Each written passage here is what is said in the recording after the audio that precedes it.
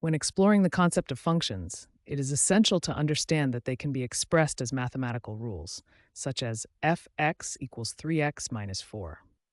This representation indicates that for every value of x that we input into the function, we will receive a corresponding output value calculated through the equation.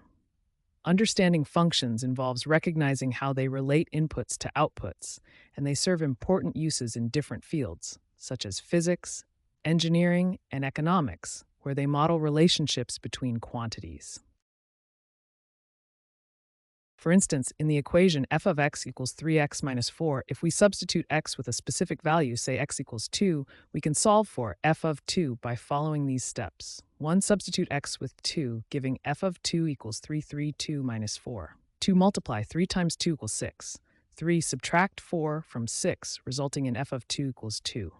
Thus, the output for x equals 2 is 2.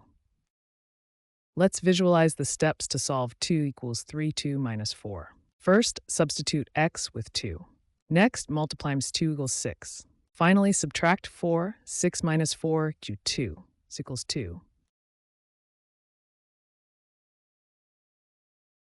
Functions serve a variety of important uses in different fields. They can model relationships between quantities.